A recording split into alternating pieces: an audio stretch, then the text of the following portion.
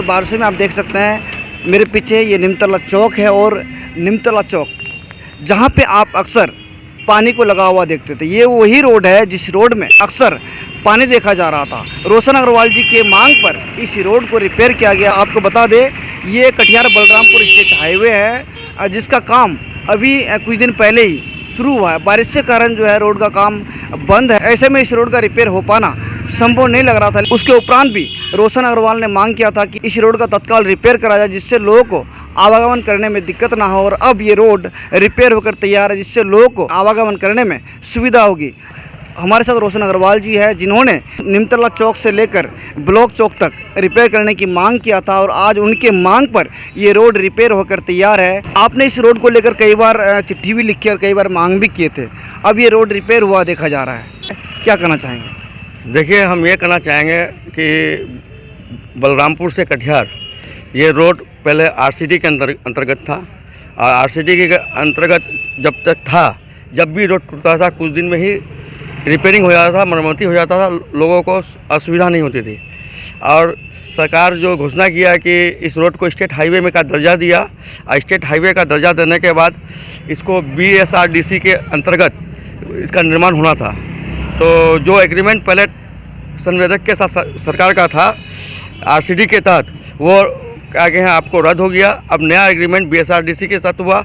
अब BSRDC के तहत नया निर्माण हो रहा था, तो आपको जो इससे पहले आरसीडी तो इसका मरम्मत नहीं कराती, जिसके कारण आगे रोड टूटते टूटते बहुत अधिक तक टूट गया था। तो हमने इसके लिए पत्र लिखा कि इसका रिपेयरिंग होना चाहिए। तो रिपेयरिंग के लिए मैंने कई बार पत्र लिखा, तो कहना था कि रोड बन रहा है, जब रोड बनेगा तब बनेगा। लेकिन आज जो रोड टूटा हुआ है, लोगों को आवागमन में, यातायात में असुविधा हो रही है, तो इसका भी ध्यान रखा जाए।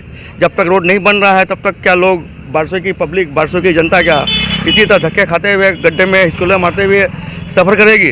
तो उसको ध्यान में रखते हुए फिर से क्या कहें कि मेरी बात को विभाग ने समझा और एक नई व्यवस्था के तहत इसका रिपेयरिंग करवाया है। और हम यहाँ की पब्लिक को, जनता को यह भी बताना चाहेंगे कि बारिश के बाद क्या ये रोड का के आपको 21 मीटर रोड, लगभग 21 मीटर रोड चौड़ा होगा और बहुत ही सुंदर रोड होगा। आपका सीधा कनेक्शन जिला से होगा। कई और जिम्मेदार जनप्रतिनिधि है, क्या उन लोगों ने समस्या को नहीं देखा था, जिन लोगों ने आवाज़ नहीं उठाया? आप लगातार अफसरों को अवगत कराते रहते हैं।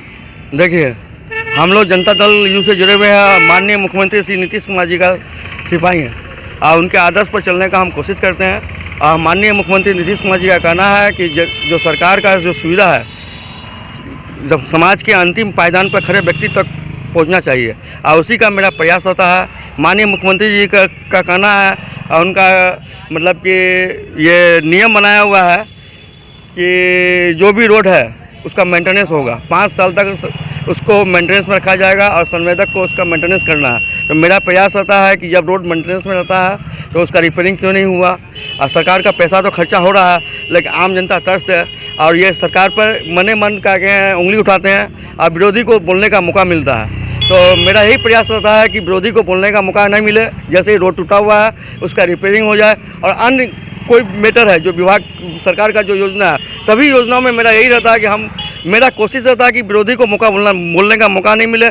जो सरकार का योजना है वो धरातल पर उतरे और समाज का अंतिम व्यक्ति को उसका लाभ मिले। और बाद बाकी अन्य जो चुने हुए जनप्रतिनिधि है उनका क्या सोच है, ये वही बता पाएंगे।